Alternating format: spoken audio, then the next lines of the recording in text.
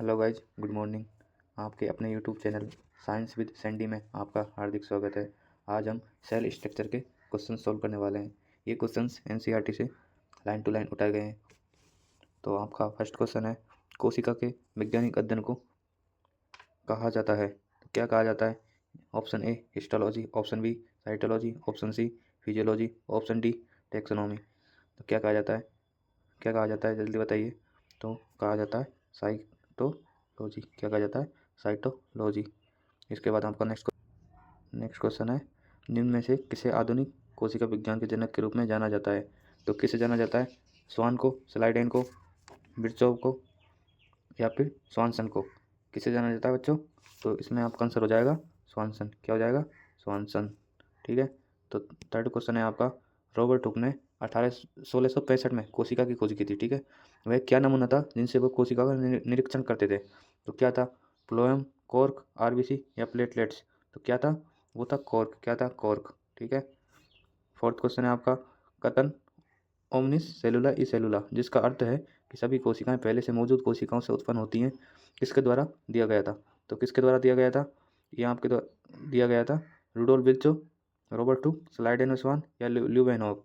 तो क्या हो जाएगा इसमें? इसमें हो जाएगा रूडोल्फ विर्चो। क्या हो जाएगा? Rudolph Virchow. ठीक है। इसके इसके बाद नेक्स्ट क्वेश्चन पर चलते हैं। प्रसिद्ध पुस्तक द माइक्रोग्राफिया लिखी गई थी, तो किसके द्वारा लिखी गई थी? ये आपका ऑप्शन फर्स्ट है Robert Brown, option B Charles Darwin, option C J E. Purkinje, option D Robert Hooke. तो कौन हो जाएगा? Robert Hooke. क्या हो जाएगा? Robert Hooke. ठीक है। इसके बाद क्वेश्चन नंबर 6, सबसे पहले जीवित कोशिका की खोज किसने की थी? तो किसने की थी? रॉबर्ट हुक, ल्यूवेनहॉक, आल्टमन या फिर स्लाइडेन व स्वान। तो बच्चों ध्यान रखना, मृत कोशिका खोज किसने की थी? रॉबर्ट हुक ने। और जीवित कोशिका की खोज की थी ल्यूवेनहॉक ने। किसने की थी? ल्यूवेनहॉक ने। ठीक है। अब आपका नेक्स्ट क्वेश्चन पर चलते हैं। नेक्स्ट क्वेश्चन है आपका, पहली बार जीवाणु बैक्टीरिया किसके द्वारा देखा गया था? तो किसके द्वारा देखा गया था? Option one Anton Leeuwenhoek, option B Louis Pasteur, Robert Hooke या फिर नन ऑफ दीज। तो सोचो बच्चों क्या हो जाएगा? तो इसमें हो जाएगा आपका एंटोनी ल्यूवेनहॉक। क्या हो जाएगा? एंटोनी ल्यूवेनहॉक। ठीक है। अब चलते हैं क्वेश्चन नंबर 8 पर। तो क्वेश्चन नंबर 8 है, एनिमल क्यूल्स को सर्वप्रथम किसने खोजा? तो किसने खोजा? Option one Robert Hooke, option B Rudolf Virchow, option C Leeuwenhoek और ऑप्शन डी स्लाइडेन स्वान। तो क्या हो जाएगा इसमें? ल्यूवेनहॉक। ल्यूवेनहॉक। तो एनिमल क्यूल्स को किसने खोजा? ल्यूवेनहॉक ने। ठीक है, याद रखना। नेक्स्ट क्वेश्चन, क्वेश्चन नंबर 9, मानव शुक्राणु यानी कि स्पर्म किसके द्वारा खोजा गया था? ऑप्शन नंबर ए ल्यूवेनहॉक, अरस्तु, ग्राम ने या फिर पेंडर ने। तो जल्दी से बताइए क्या हो जाएगा इसमें? इसमें हो जाएगा ल्यूवेनहॉक। ठीक है। नेक्स्ट क्वेश्चन पर चलते हैं। क्वेश्चन नंबर 10, क्वेश्चन नंबर 10 है, प्रोटोजोआ की खोज किसने की थी? तो किसने की थी? ऑप्शन ए रॉबर्ट ब्राउन या फिर एडवर्ड जेनर, एंटोनी ल्यूवेन और पेंडर। तो क्या हो जाएगा? इसमें हो जाएगा, क्या हो जाएगा? एंटोनी ल्यूवेनहॉक। ठीक है, एंटोनी ल्यूवेनहॉक। उसके बाद क्वेश्चन नंबर 11, क्वेश्चन नंबर 11, कोशिका सिद्धांत किसने प्रस्तुत किया कि सभी पादप और जंतु कोशिकाओं से बने होते हैं और कोशिका जीवन की मूल इकाई है?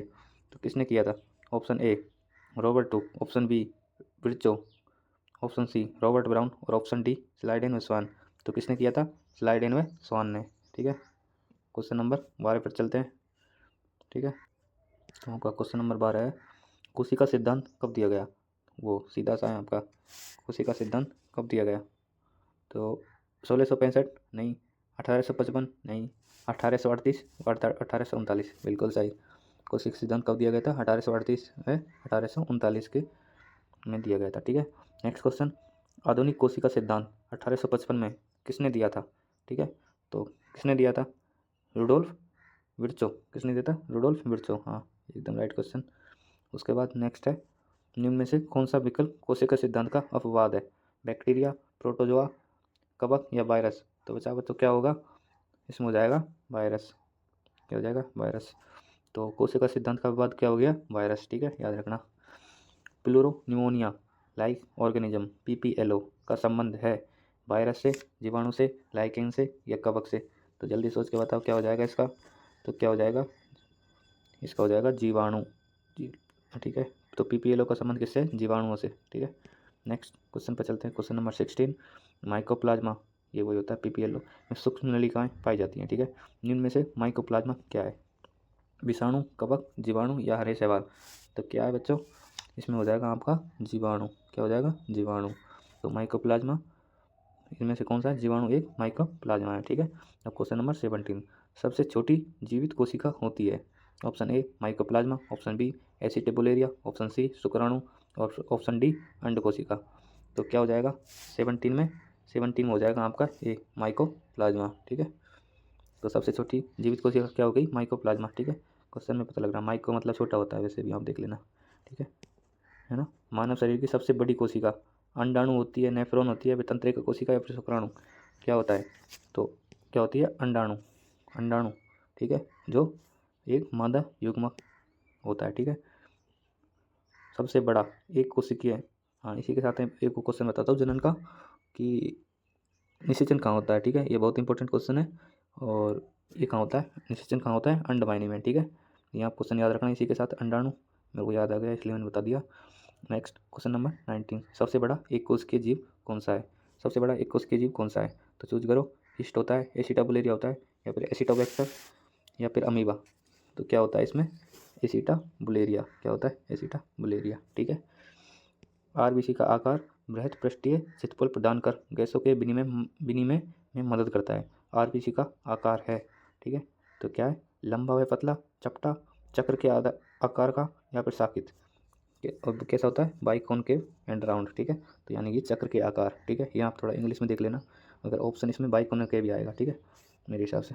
ठीक है, next question number 21, erythrocyte RBC का सामान्य व्यास कितना होता है? तो कितना होता है? 6 से 7 माइक्रोएम, 7 से 8 माइक्रोएम, 8 से 9 माइक्रोएम, या फिर 9 से 10 माइक्रोएम। ठीक है, तो क्या होता है इसमें?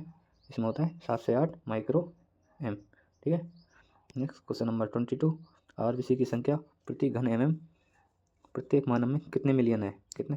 तो आरबीसी कितने होता है प्रत्येक मानव में? ये होता है आपका 5.5 मिलियन, या फिर 7 मिलियन, 8 मिलियन, या फिर 3 मिलियन। क्या होता है? 5.5 मिलियन। ठीक है, तो क्वेश्चन नंबर 23, आरबीसी को क्या कहा जाता है? एंजाइम, हीमोग्लोबिन, या इरिथ्रोसाइट, या ल्यूकोसाइट? तो क्या कहा जाता है? इरिथ्रोसाइट। ठीक है, क्वेश्चन नंबर 24, जीवाणु कोशिका का आकार होता है? ठीक है, तो क्या होता है जीवाणु कोशिका का आकार? 0.3 माइक्रोएम होता है, या फिर 7 से 8 माइक्रोएम होता है, या फिर 3 से 5 माइक्रोएम होता है, या फिर नोटा। ठीक है, तो इसको जाओ 3 से 5 माइक्रोएम। तो जीवाणु का कोशिका का आकार क्या होता है? 3 से 5, ध्यान रखना, बड़ा इंपॉर्टेंट क्वेश्चन है। उसके बाद डब्ल्यूबीसी का व्यास आरबीसी की तुलना में होता है? ठीक है, तो क्या होता है? कम होता है, ज़्यादा होता है, या बराबर होता है, या फिर नोटा होता है? नोटा। नोटा मतलब कोई नहीं। ठीक है, तो क्या होता है? ज़्यादा होता है। ठीक है, तो डब्ल्यूबीसी का आरबीसी से ज़्यादा होता है। क्या होता है? व्यास। ठीक है, तो डब्ल्यूबीसी का जीवन काल कितना होता है? ठीक है, क्वेश्चन नंबर 26 है। ऑप्शन ए 2 दिन से कम, 13 से 20 दिनों के बीच, 20 से 23 महीने, या 4 महीने से अधिक। तो क्या हो जाएगा इसमें? हो जाएगा 13 से 20 दिनों के बीच। तो डब्ल्यूबीसी का आकार होता है 13 से 20 दिनों के बीच, याद रखना।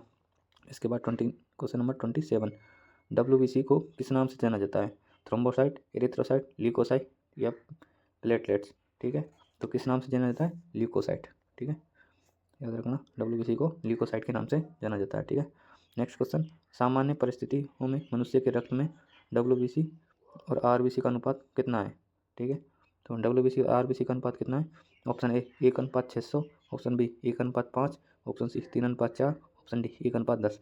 तो क्या हो जाएगा इसमें? हो जाएगा 1:600। ठीक है, कितना होता है? 1:600। किस कोशिका का आकार लगभग स्थिर रहता है? तो किस कोशिका का आकार लगभग स्थिर रहता है? इसमें ऑप्शन ए तंत्रिका, ऑप्शन बी स्नायु, ऑप्शन सी रक्त, ऑप्शन डी पेशी। तो क्या हो जाएगा? तंत्रिका। किस कोशिका का आकार लगभग स्थिर रहता है? तंत्रिका। तंत्रिका का आकार ये रहता है, स्थिर रहता है, फिक्स रहता है। ठीक है, उसके बाद क्वेश्चन नंबर 30। ठीक है, हाँ, निम्न में से असंगत चयन कीजिए। ठीक है, रेखित पेशी किससे? बेलनाकार से। क्या रेखित पेशी बेलनाकार होती है, या अरेखित पेशी तुर्की रूपी होती है, हृदय पेशी बेलनाकार होती है, या फिर रेखित पेशी एक केंद्रक युक्त होती है? तो इसमें क्या हो जाएगा? इसमें असंगत को चूज करना। ठीक है, तो रेखित पेशी बेलनाकार होती है, बिल्कुल राइट है। अरेखित पेशी तुर्की रूपी होती है, बिल्कुल राइट है। हृदय पेशी बेलनाकार होती है। ठीक है, ये भी राइट है। तो रेखित पेशी एक केंद्रक युक्त होती है, ऑप्शन नंबर डी, यानी कि 4। इसमें क्या हो जाएगा? गलत हो जाएगा। ठीक है, क्योंकि हृदय पेशी क्या होती है? एपिपेशी बेलनाकार होती है, एक एकल केंद्रक युक्त होती है, ठीक है, ना कि एक केंद्रक, ठीक है। अब क्वेश्चन नंबर 31 देखते हैं। छड़ के आकार के जीवाणु को क्या कहा जाता है? तो छड़ के आकार के जीवाणु को option number A bacillus, spirillum, coccus या बाइबरियम, तो क्या कहा जाता है? बेसिलस, ठीक है। इसके बाद क्वेश्चन नंबर 32, दंड के आकार के जीवाणु को कहा जाता है, दंड के आकार के जीवाणु को कहा जाता है ऑप्शन ए कोंकस, बाइब्रियम, स्पिरिलियम या बेसिलस, तो क्या कहा जाता है? बेसिलस। दंड के आकार के जीवाणु क्या होता है? बेसिलस। क्वेश्चन नंबर 33, कोकस जीवाणु का आकार होता है रोड के आकार का, गोलाकार, सर्पिलाकार या कोमा के आकार का, तो कोकस क्या हो जाएगा? कोमा के आकार का, ठीक है, कोमा के नहीं सॉरी, कोमा के आकार का नहीं, गोलाकार, ठीक है। तो कोकस कैसा होता है? गोलाकार, ठीक है। इकोलाई का आकार होता है कोकस, सर्पिल, विब्रियो या बेसिल, तो क्या हो जाएगा इसमें? डी बेसिली, ठीक है। उसके बाद क्वेश्चन नंबर 35, ठीक है। डब्ल्यूबीसी एंड अमीबा का आकार होता है, डब्ल्यूबीसी और अमीबा का आकार कैसा होता है? आयताकार, अनियमित, गोलाकार, बेलनाकार, क्या हो जाएगा? अनियमित, ठीक है। डब्ल्यूबीसी क्या होती है? अनियमित होती है, ठीक है। उसके बाद ये नेक्स्ट क्वेश्चन का दे रखा ऊपर, पादप कोशिका भित्ति से बनी होती है, पादप कोशिका भित्ति किससे बनी होती है? काइटिन से, सेलुलोज व पैक्टिन से, केवल पैक्टिन से या फिर म्यूरिन से, तो किससे बनी होती है? सेलुलोज व पैक्टिन से, ठीक है। पादप कोशिका भित्ति सेलुलोज व पैक्टिन से बनी होती है, ठीक है। पौधों की कोशिकाओं को संरचनात्मक ढांचा प्रदान करते हैं, ठीक है, ठीक है। वही है कोशिका भित्ति ढांचा प्रदान करती है, ठीक है। नॉर्मल सी सेलुलोज और पैक्टिन, ये भी एक क्वेश्चन आ सकता है, इसलिए ये मैंने पहले लिख रखा है, ठीक है। पौधों की कोशिका संरचनात्मक ढांचा प्रदान करते हैं सेलुलोज और पैक्टिन, ठीक है। पशु कोशिका झिल्ली किस चीज़ की बनी होती है? पशु कोशिका झिल्ली किस चीज़ की बनी होती है? ऑप्शन ए प्रोटीन से, कार्बोहाइड्रेट की या फिर लिपिड द्विस्तर की, तो पशु कोशिका झिल्ली किस चीज़ की बनी होती है? ठीक है, तो ये हो जाएगा आपको ऑप्शन लिपिड द्विस्तर, ठीक है। उसके बाद क्वेश्चन नंबर 38, ठीक है। पौधों में कोशिका भित्ति और कोशिका झिल्ली किसकी बनी होती है? कोशिका भित्ति और कोशिका झिल्ली किसकी बनी होती है? क्रम से सेलुलोज फॉस्फोलिपिड की, क्रम से काइटिन व पेप्टिडोग्लाइकेन की, क्रम से लिपिड और काइटिन की, क्रम से सेलुलोज व लिपिड द्विस्तर की, तो इसमें क्या हो जाएगा आपका? ऑप्शन नंबर ए सेलुलोज व फॉस्फोलिपिड, ठीक है। तो कोशिका भित्ति किसकी बनी होती है? सेलुलोज, ठीक है, और कोशिका झिल्ली फॉस्फोलिपिड्स की बनी होती है, ठीक है। क्वेश्चन नंबर 39, रिक्तिका के बारे में इनमें से कौन सा कथन सही नहीं है? ठीक है, रिक्तिका के बारे में कथन सही नहीं है, असत्य कथन छांटना, ठीक है। तो पौधों में एक बड़ी केंद्रीय रिक्तिका होती है जो कुल कोशिकाओं आयतन का 90% होती है। ऑप्शन नंबर बी है आपका। पादप कोशिकाओं में रिक्तिका तीक्ष्णता और कठोरता प्रदान करती है। अमीबा में रसदानियों की पोषण में भूमिका होती है। जंतु कोशिकाओं में रिक्तिकाएं अनुपस्थित होती हैं। तो क्या हो जाएगा इसमें हो जाएगा आपका जंतु कोशिकाओं में रिक्तिकाएं अनुपस्थित होती हैं। ये आपको गलत दे रखा है क्योंकि जंतु कोशिकाओं में रिक्तिकाएं उपस्थित होती हैं, ठीक है। ये आपका आसान सा, बाकी सारे सत्य सही, बाकी सारे कथन सही हैं, ठीक है। उसके बाद क्वेश्चन नंबर 40, रिक्तिकाएं द्रव से भरी गुहाएं होती हैं जिसे कहा जाता है? द्रव से भरी गुहाएं, रिक्तिकाएं या कि बैकपोल्स, इसे क्या कहा जाता है? स्टार्च कहा जाता है या फिर प्रोटीन, वसा या फिर कोशिका द्रव, तो क्या कहा जाता है? इसे कहा जाता है कोशिका द्रव, ठीक है। पौधों में रिक्तिका का कार्य क्या होता है? ठीक है, तो पौधों को सुस्त रखना, स्फूर्ति प्रदान करना, क्लोरोफिल को संचित करना, ये कोशिका में उपापचय क्रियाओं का स्थल है, एंजाइमों का स्राव, तो क्या हो जाएगा इसमें? कोशिका को सुस्त रखना व स्फूर्ति प्रदान करना, ठीक है, सुस्त रखना व स्फूर्ति प्रदान करना, ठीक है।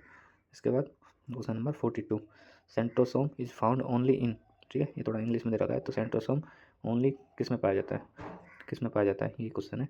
तो इसमें हो जाएगा एनिमल सेल्स, प्लांट सेल्स या फिर दोनों या फिर नन ऑफ दीज, तो इसमें क्या हो जाएगा? इसमें हो जाएगा ओनली एनिमल सेल्स, ठीक है, एनिमल सेल्स।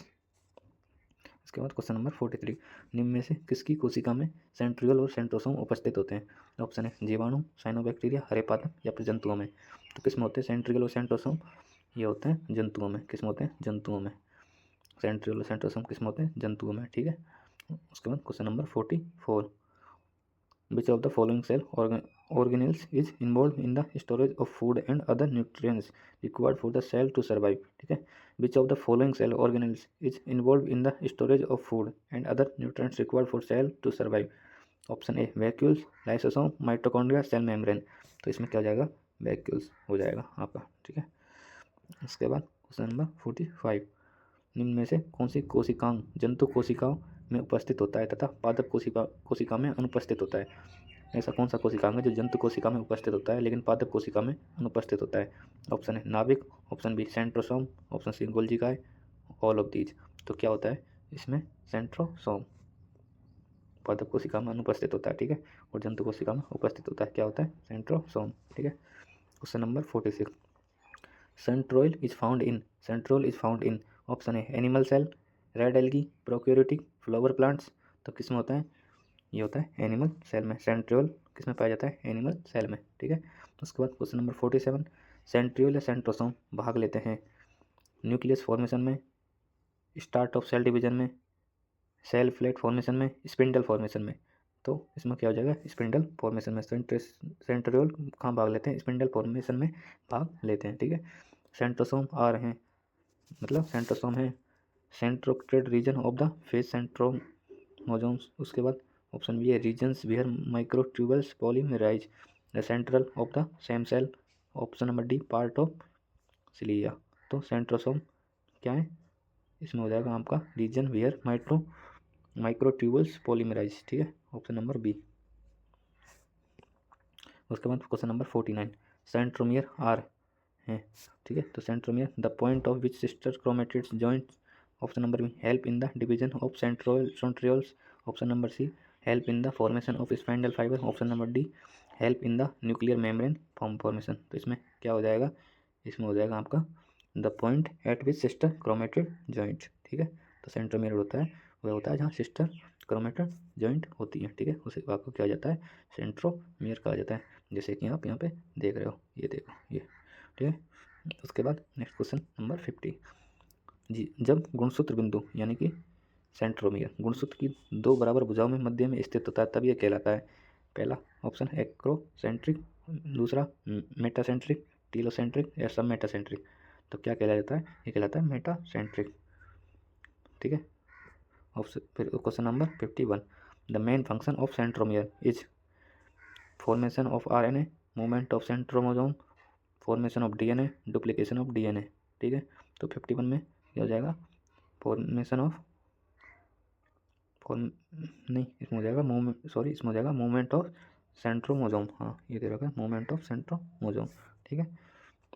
उसके बाद question number 52, which of the major microtubules organism centro in the eukaryotic cell involve in various cellular process including sensory receptors and embryogenesis. इसमें option number A lysosome, centrosome, plastid and vacuoles. तो इसमें क्या हो जाएगा, इसमें हो जाएगा आपका सेंट्रोसोम्स, ठीक है। क्वेश्चन नंबर 53, एक पादप कोशिका के विभाजन के दौरान वह कोशिका जो दो भागों में विभाजित होता है कहलाता है। तो क्या कहलाता है, ऑप्शन ए नाभिक, कोशिका झिल्ली, कोशिका भित्ति या फिर राइबोसोम। तो क्या कहलाता है, ये नाभिक कहलाता है, ठीक है, नाभिक। उसके बाद क्वेश्चन नंबर 54, निम्न में से किसमें कोशिका पट्ट का निर्माण होता है, पादप सेल में, एनिमल सेल में, या फिर पादप सेल और एनिमल सेल दोनों में, या फिर नन ऑफ दीज। तो इसमें हो जाएगा आपका कोशिका पट्ट यानी कि कोशिका। तो इसमें किसका निर्माण होता है, किसमें निर्माण होता है कोशिका पट्ट का, पादप सेल में कोशिका पट्ट का निर्माण होता है, ठीक है।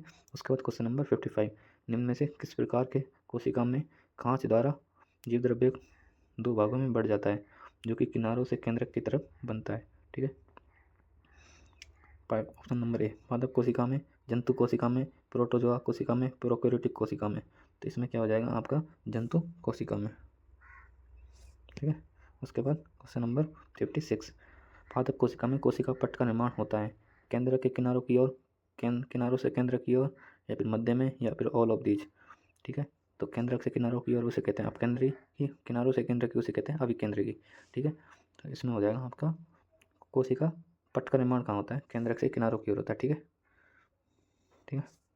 उसके बाद फिर क्वेश्चन नंबर 57, पादप कोशिका आकार सामान्यतः होता है, पादप कोशिका आकार सामान्यतः कितना होता है, तो कितना होता है, गोलाकार, अनियमित, आयताकार, वर्गाकार। तो पादप कोशिका आकार सामान्यतः कितना होता है, गोलाकार, अनियमित, आयताकार या फिर वर्गाकार। तो इसमें हो जाएगा आपका आयताकार या घनाकार, ठीक है। उसके बाद किसके पास एक कोशिका भित्ति है, किसके पास एक कोशिका भित्ति है फिर भी एक प्रोकैरियोटिक है, ठीक है। तो इसका एग्जाम्पल क्या है ये पूछ रहा है इसमें, ठीक है। ऑप्शन ए प्याज, ट्रेडिस्केंसिया, नीलहरी शैवाल और अमीबा। ये बड़ा इंपॉर्टेंट क्वेश्चन है, ठीक है। तो इसमें हो जाएगा आपका, ठीक है, इसमें हो जाएगा आपका अमीबा। ओके, तो निम्न में से असत्य कथन है, ठीक है, ये अमीबा, ठीक है, निम्न में से असत्य कथन है क्वेश्चन नंबर 59, ठीक है। यूकेरियोटिक सेल का अमाव प्रोकैरियोटिक की तुलना में बड़ा होता है। सभी यूकेरियोटिक में कोशिका भित्ति अनुपस्थित होती है, ठीक है। यूकेरियोटिक कोशिका की सेल मेम्ब्रेन में प्रकाश संश्लेषित किण्वन वर्णक अनुपस्थित होता है। प्रोकैरियोटिक सेल स्टेरॉल्स या लिपिड का रहित होते हैं, ठीक है। तो इसमें असत्य कथन है कि सभी यूकेरियोटिक में कोशिका भित्ति अनुपस्थित, ठीक है। तो सभी यूकेरियोटिक में कोशिका भित्ति अनुपस्थित नहीं होती, कुछ में उपस्थित भी होती है। तो ये हो गया आपका क्वेश्चन नंबर 59। इसके बाद देखते हैं क्वेश्चन नंबर 60। तो क्वेश्चन नंबर 60 में प्रोकैरियोटिक सेल में कोशिका भित्ति बनी होती है, ठीक है। सेलुलोज की, पेप्टिडोग्लाइकन की, सेलुलोज पेप्टिडोग्लाइकन दोनों या फिर वसा की, ठीक है। कुछ किसकी बनी होती है ये प्रोकैरियोटिक सेल में कोशिका भित्ति पेप्टिडोग्लाइकन की बनी होती है। पेप्टिडोग्लाइकन जिसमें क्या क्या होता है, अमीनो शर्करा व म्यूरेसिल अम्ल होता है, ठीक है। ये क्वेश्चन नंबर 60 यहाँ पर कंप्लीट हो गया, ठीक है भाई। चलते हैं क्वेश्चन नंबर 61 पर। प्रोकैरियोटिक सेल यूकेरियोटिक सेल की तुलना में काफ़ी छोटी होती है, इसका सापेक्ष आकार क्या है। तो आकार क्या है ये बताना है आपका कि प्रोकैरियोटिक सेल यूकेरियोटिक तुलना में छोटी होती है, ठीक है। यूकेरियोटिक का व्यास कितना है, 10 से 100 माइक्रो एम, ठीक है। तो इसका सापेक्ष आकार क्या है, ठीक है। तो 0.2 से 5 माइक्रो एम, या फिर 0.1 से 5 माइक्रो एम, या फिर 0.2 से 6 माइक्रो एम, या फिर 0.1 से 6 माइक्रो एम। तो क्या होता है इसमें, होता है 0.2 से 5 माइक्रो एम, 0.2 से 5 माइक्रो एम, ठीक है। Question number 62। पोडोसाइट कोशिकाएं कहाँ पाई जाती हैं। नेफ्रॉन के कोर्टेक्स में, बोमेन कैप्सूल की बाह्य भित्ति में, बोमेन कैप्सूल की आंतरिक भित्ति में, ग्लोम्युलर कैपिलरीज में। तो पोडोसाइट्स कोशिकाएं कहाँ पाई जाती हैं, ये पाई जाती हैं आपकी बोमेन कैप्सूल की आंतरिक भित्ति में। कहाँ पाई जाती है, बोमेन कैप्सूल की आंतरिक भित्ति में, ठीक है। इसके बाद क्वेश्चन नंबर 63। कोशिका विभाजन के दौरान गोपेक सेल या फिर कैप सेल का निर्माण किसमें होता है, ठीक है। ऑप्शन नंबर ए ओडोगोनियम में, ऑप्शन नंबर बी एक्टोकार्पस में, ऑप्शन नंबर सी चारा में, ऑप्शन नंबर डी पॉलीसिफोनिया में। तो कोशिका विभाजन के दौरान गोपेट सेल या फिर कैप सेल का निर्माण कहाँ पर होता है, ठीक है। तो इसमें हो जाएगा आपका आइडोगोनियम में। कहाँ होता है, आइडोगोनियम में। इसके बाद चलते हैं क्वेश्चन नंबर 64 पर। प्रोकैरियोटिक सेल में उपस्थित होते हैं, तो प्रोकैरियोटिक सेल में क्या उपस्थित होते हैं, संपुट, इसे हिंदी में कहते हैं, कैप्सूल को हिंदी में संपुट कहते हैं, संपुट या फिर न्यूक्लियर या फिर प्रकाश संश्लेषित किण्वक, ऑल ऑफ दीज। तो प्रोकैरियोटिक सेल में क्या क्या उत्पन्न होते हैं, क्या होते हैं, ये ऑल ऑफ दीज, ये सभी किस्म होते हैं प्रोकैरियोटिक सेल में होते हैं। तो ऑप्शन नंबर डी, ठीक है। इसके बाद चलते हैं क्वेश्चन नंबर 65 पर। मोनेरा जगत के अलावा अन्य सभी जीव में उपस्थित होती है, क्या होती है, यूकैरियोटिक सेल, प्रोकैरियोटिक सेल, या फिर दोनों, या फिर नन ऑफ दीज।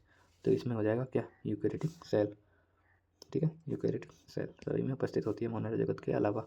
उसके बाद क्वेश्चन नंबर 66 चलते हैं। प्रोकैरियोटिक कोशिका में अनुपस्थित होते हैं, क्या होते हैं, ईआर और संपुट, ribosome, option number B Golgi गाय, ER mitochondria, option number C ribosome गुणसूत्र, कोशिका भित्ति, ऑप्शन नंबर डी कोशिका कला, ईआर है परोक्सिसोम।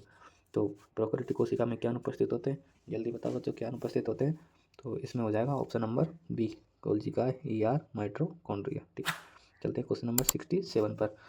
इसमें होता है सूक्ष्म नलिकाएं अनुपस्थित होती हैं, तो किसमें अनुपस्थित होती हैं बच्चों, माइटोकॉन्ड्रिया में, सेंट्रियोल में, या फिर कशाभिका में, या तर्क तंतु में। तो सूक्ष्म नलिकाएं किसमें अनुपस्थित होती हैं, ये होती हैं माइटोकॉन्ड्रिया में, ठीक है। चलते हैं क्वेश्चन नंबर 68 पर। प्रोकैरियोटिक कोशिका में अनुपस्थित होता है, क्या होता है, राइबोसोम एंड लवक, केंद्रिका एंड माइटोकॉन्ड्रिया, कोशिका भित्ति या फिर कैप्सूल। तो प्रोकैरियोटिक कोशिका में क्या अनुपस्थित होता है, तो इसमें होता है केंद्रिका एंड माइटोकॉन्ड्रिया क्या होता है, अनुपस्थित होता है, ठीक है। बाकी सब उपस्थित होता है, ठीक है। इसके बाद 69 में माइटोकॉन्ड्रिया पाया जाता है, तो कहाँ पाया जाता है, यूकैरियोटिक कोशिका में, प्रोकैरियोटिक कोशिका में, दोनों में, या फिर नन ऑफ दीज। माइटोकॉन्ड्रिया किस में पाया जाता है, जल्दी बताइए।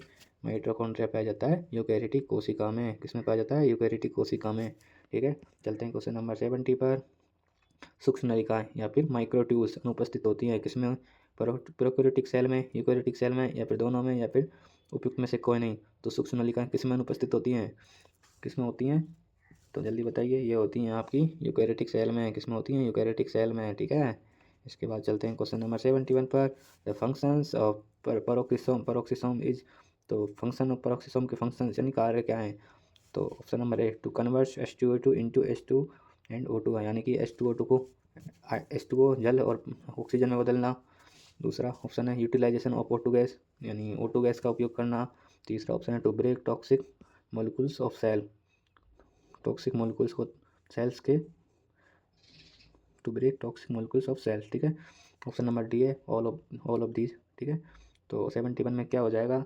71 में हो जाएगा ऑल ऑफ दीज, ठीक है। तो ये सब कार्य किसके हैं? पेरोक्सिसोम के, ठीक है। इसके बाद चलते हैं क्वेश्चन नंबर 72 पर। जंतु कोशिका में कौन सा कोशिकांग बड़े बाह्य कोशिकीय और अंतरा कोशिकीय कणों को पहचानने में ऑटोलियोसिस का कार्य करता है, ठीक है। ऑप्शन नंबर ए, राइबोसोम, लाइसोसोम, पेरोक्सिसोम या फिर ग्लाइऑक्सिसोम। तो क्या हो जाएगा? ये हो जाएगा लाइसोसोम, ठीक है, जंतु को, ठीक है। उसके बाद क्वेश्चन नंबर 73, प्लाज्मिड है। तो प्लाज्मिड क्या है? जीवाणु के गुणसूत्र बाह्य आनुवंशिक तत्व, विषाणु या फिर प्लाज्मा झिल्ली के मोड़ या फिर जीवों के नए प्रकार। तो प्लाज्मिड क्या है? एक, ठीक है। ठीक, इसमें हो जाएगा आपका जीवाणु के गुणसूत्र बाह्य आनुवंशिक तत्व, ठीक है। तो ये देख सकते हैं एक्स्ट्रा क्रोमोजोल डीएनए और डबल स्टैंडर्ड डीएनए से ये मिलकर बना होता है इसका जो बाह्य होता है, ठीक है, बाह्य गुणसूत्र, ठीक है। उसके बाद चलते हैं क्वेश्चन नंबर 75 पर। प्लाज्मिड होते हैं तो गोलाकार डीएनए, एनीमिक डीएनए या फिर आयताकार डीएनए या फिर उपयुक्त में से कोई नहीं। तो प्लाज्मिड कैसे होते हैं, ठीक है। तो प्लाज्मिड कैसे होते हैं जल्दी बताइए। ये होते हैं आपके गोलाकार डीएनए। कैसे होते हैं? गोलाकार डीएनए। उसके बाद चलते क्वेश्चन नंबर 76 पर। इंजीनियरिंग में निम्नलिखित में से किसका उपयोग, आनुवांशिक इंजीनियरिंग में निम्नलिखित में से किसका उपयोग किया जाता है? प्लास्ट प्लास्टिड प्लास्टाइड, प्लाज्मिड, माइटोकॉन्ड्रिया या फिर राइबोसोम, ठीक है। तो कौन करता है? प्लाज्मिड, ठीक है। कौन करता है? प्लाज्मिड। प्लाज्मिड होते हैं या फिर पाए जाते हैं यूकैरियोटिक में, प्रोकैरियोटिक में, दोनों में या फिर नन ऑफ दीज में। तो प्लाज्मिड किस में पाए जाते हैं? तो उपयुक्त दोनों में प्लाज्मिड पाए जाते हैं, प्रोकैरियोटिक में और यूकैरियोटिक में, ठीक है, ठीक है। उसके बाद question number 78, what is the shape of the bacterial plasmid, यानी कि बैक्टीरियल प्लाज्मिड का शेप कैसा होता है, ठीक है। लाइनर, सर्कुलर, इरेगुलर या बेसिलस। तो इसमें क्या हो जाएगा? इसमें हो जाएगा सर्कुलर, ठीक है। उसके बाद क्वेश्चन नंबर 79, डीएनए होता है जलरागी, जलविरागी, ए व बी दोनों या फिर नन ऑफ दी। और डीएनए कैसा होता है? ये होता है जलरागी, ठीक है, जलरागी, ठीक है। इसका रीजन भी दे रखा है यहाँ पे, ठीक है। कारण फास्फेट समूह की उपस्थिति थी डीएनए में, नेगेटिव कण और एनोड की नेगेटिव कण और एनोड की ओर गमन, ठीक है। इसका क्या हो गया? कारण हो गया। डीएनए का जलरागी होने के कारण क्या है? फास्फेट समूह की उपस्थिति, ठीक है। इसके बाद चलते हैं क्वेश्चन नंबर 80 पर। जीन अभियांत्रिकी में किस प्लाज्मिड का प्रयोग किया जाता है? PBr322 और PBR फर्स्ट, PBS फर्स्ट या फिर ऑल ऑफ दीज। तो जीन अभियांत्रिकी में किसका उपयोग किया जाता है? जीन अभियांत्रिकी में PBR फर्स्ट का उपयोग किया जाता है, ठीक है। और जीन अभियांत्रिकी क्या है? सामान्यतः इकोलाई जीवाणु का प्रयोग किया जाता है, ठीक है। तो जीन अभियांत्रिकी में सामान्यतः इकोलाई का प्रयोग किया जाता है, ठीक है। उसके बाद चलते क्वेश्चन नंबर 81 पर। जीन क्लोनिंग में निम्नलिखित में से किसका उपयोग किया जाता है? न्यूक्लियोटाइड का, लाइसोसोम का, मेसोसोम का या फिर प्लाज्मिड का। तो जीन क्लोनिंग में निम्न में से किसका उपयोग किया जाता है? तो किसका किया जाता है? इसमें किया जाता है प्लाज्मिड, ठीक है। इसमें हो जाएगा प्लाज्मिड, ठीक है। प्लाज्मिड होता है, प्लाज्मिड क्या होता है, ठीक है, एक छोटा आरएनए अणु, एक छोटा डीएनए अणु, एक जीवाणु या फिर एक वायरस। तो प्लाज्मिड क्या होता है? प्लाज्मिड होता है एक छोटा डीएनए अणु। क्या होता है? एक छोटा डीएनए अणु, ठीक है। उसके बाद चलते हैं क्वेश्चन नंबर 83 पर। बैक्टीरिया प्रतिजैविक प्रतिरोध उत्पन्न करने के लिए उपयोग करते हैं, इसका उपयोग करते हैं राइबोसोम का, ल्यूकोप्लास्ट का, प्लाज्मिड का या फिर उपरोक्त सभी का। तो किसका उपयोग करते हैं? प्लाज्मिड का। किसका? प्लाज्मिड का, ठीक है। उसके बाद क्वेश्चन नंबर 84, कोशिका झिल्ली बनी होती है प्रोटीन की, सेलुलोज की, लिपिड की, लिपिड, प्रोटीन, कार्बोहाइड्रेट की। कोशिका झिल्ली किसकी बनी होती है? कोशिका झिल्ली बनी होती है बच्चों लिपिड की, प्रोटीन की और कार्बोहाइड्रेट की, ठीक है। उसके बाद चलते हैं, क्योंकि सेलुलोज का तो क्या बनाता है? कोशिका भित्ति, ठीक है। इसमें सारे दे नहीं रखे तो ये हो गया लिपिड, प्रोटीन, कार्बोहाइड्रेट तीनों की कोशिका झिल्ली बनी होती है, ठीक है। निम्नलिखित में से किसकी किसकी सूक्ष्मजीव की झिल्ली त्रिस्तरीय होती है? कौन से सूक्ष्मजीव की झिल्ली त्रिस्तरीय होती है, ठीक है। रोडोस्पायरस ऑप्शन नंबर ए और बी है, इकोलाई, नॉन स्टॉक या फिर माइको प्लाज्मा। तो किस क्या हो जाएगा इसमें? इसमें हो जाएगा आपका माइको प्लाज्मा, ठीक है। इसके बाद क्वेश्चन नंबर 86, कोशिका झिल्ली होती है, कोशिका झिल्ली क्या होती है, ठीक है। अर्धपारगम्य होती है, पारगम्य होती है, या चयनात्मक पारगम्य होती है, पारगम्य होती है, क्या होता है आप, चयनात्मक पारगम्य होती है, ठीक है। क्वेश्चन नंबर 87, किस कोशिकांग कोशिकांग झिल्ली नहीं होती है, किस कोशिकांग की कोशिका झिल्ली नहीं होती है, राइबोसोम में, गोल्गी काय, क्लोरोप्लास्ट, नाभिक, ठीक है। तो इसमें हो जाएगा आपका राइबोसोम, क्या हो जाएगा, राइबोसोम, ठीक है। एकक कला संरचना के अनुसार प्लाज्मा झिल्ली की मोटाई होती है 35 एंगस्ट्रॉम, 20 एंगस्ट्रॉम, 75 एंगस्ट्रॉम या 100 एंगस्ट्रॉम। तो क्या हो जाएगा आपको जल्दी बताओ, इसमें हो जाएगा आपका 75 एंगस्ट्रॉम, ठीक है। तरल मोजेक मॉडल किसने दिया, तरल मोजेक मॉडल किसने दिया, किसने दिया, सिंगर व निकोलसन ने, किसने दिया, सिंगर व निकोलसन ने, ठीक है। इसके बाद हाँ, कोशिका झिल्ली जलराशि अणु को पार नहीं होने देती, ठीक है, ये भी थोड़ा याद रखना, कोशिका झिल्ली जलराशि अणु को पार नहीं होने देती, ठीक है। उसके बाद चलना है क्वेश्चन नंबर 90 पर, निम्न में से किसका आवागमन कोशिका झिल्ली द्वारा संभव नहीं है होता, O2 के द्वारा, CO2, अमीनो अम्ल, या फिर DNA। इसमें क्या हो जाएगा आपका DNA, ठीक है। उसके बाद चलते क्वेश्चन नंबर 91 पर, उस प्रक्रिया का नाम बताइए जिसके माध्यम से कोशिका झिल्ली में गैसीय विनिमय होता है, विसरण हो जाएगा, परासरण, या फिर अंत कोशिका परिवहन, या फिर अवक्षेपण, ठीक है। इसमें क्या हो जाएगा आपका, विसरण, क्या हो जाएगा, विसरण, ठीक है। उसके बाद क्वेश्चन नंबर 92, इन निम्न में से कौन सा आयन विसरण के द्वारा कोशिका झिल्ली के पार जा सकता है, पोटेशियम, सोडियम, कैल्शियम, फिर मैग्नीशियम। तो इसमें क्या हो जाएगा आपका, पोटेशियम, ठीक है।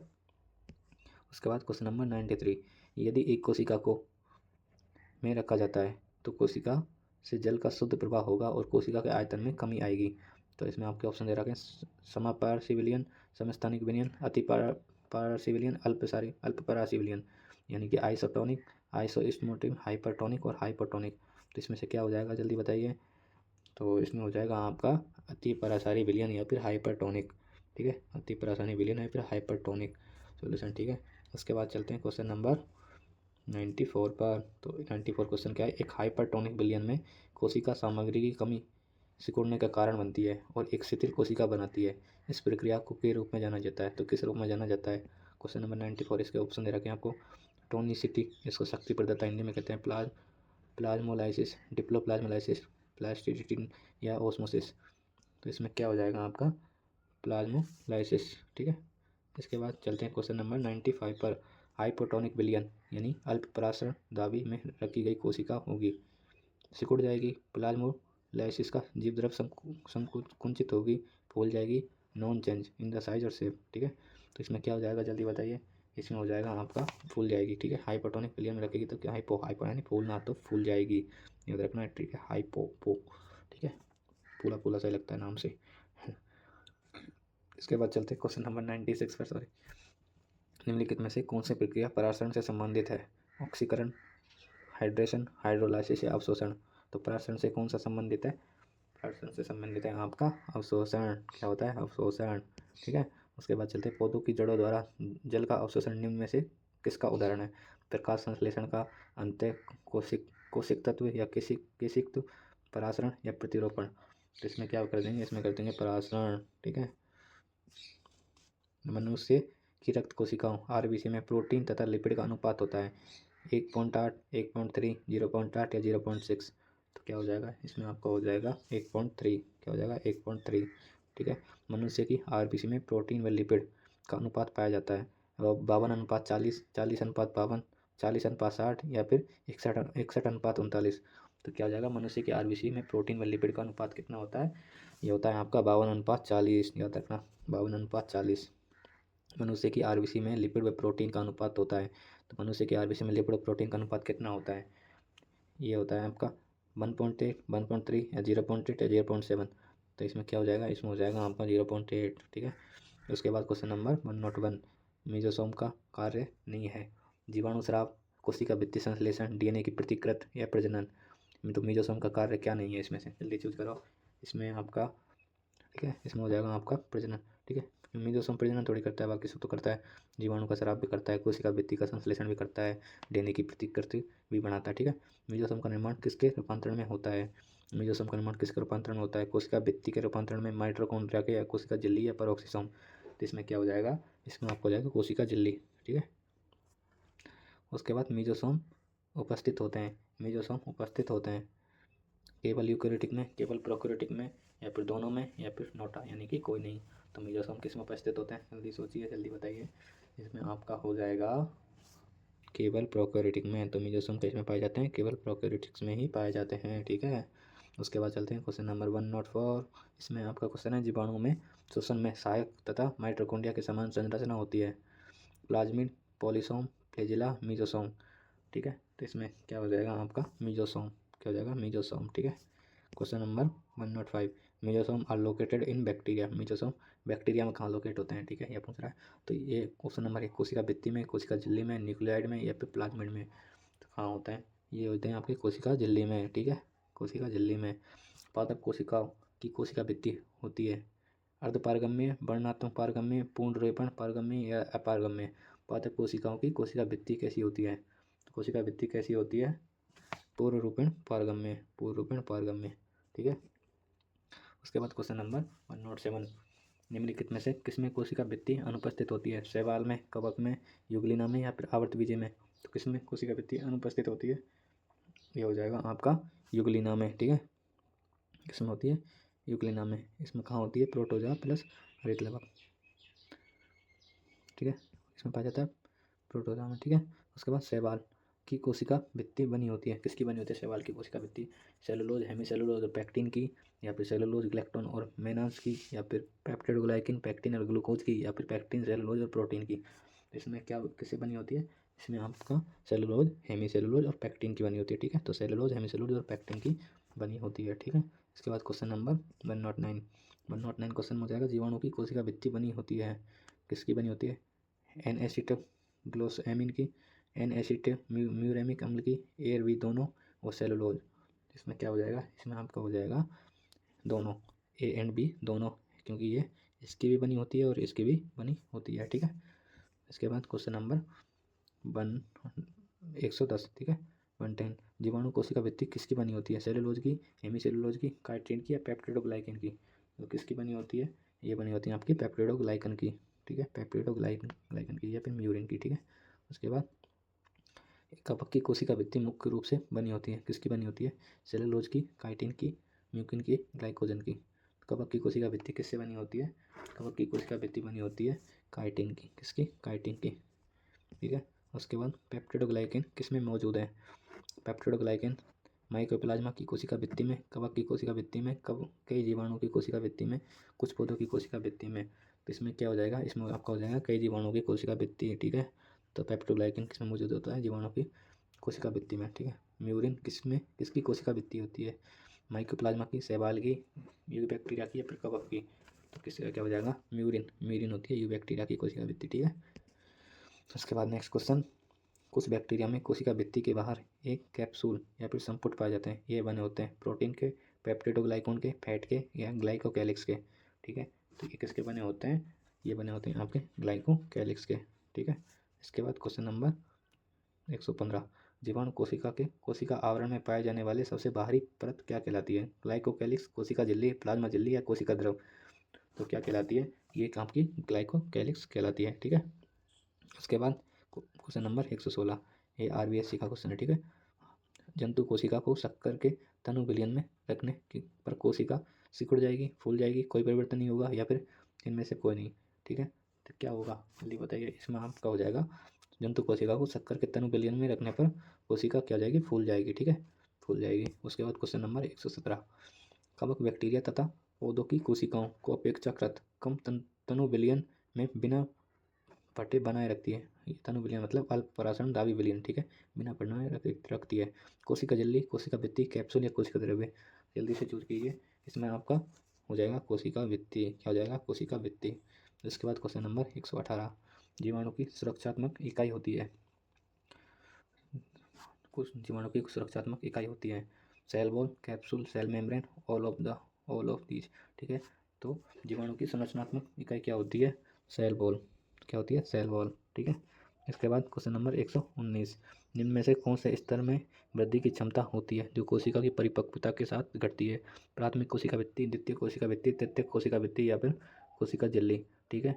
तो क्या होती है इसमें, इसमें आपका हो जाएगा प्राथमिक कोशिका भित्ति, क्या हो जाएगा, प्राथमिक कोशिका भित्ति। क्वेश्चन नंबर 120, कोशिका भित्ति की मध्य पट्टिका किससे बना होता है? कोशिका भित्ति की मध्य पट्टिका किससे बनी होती है?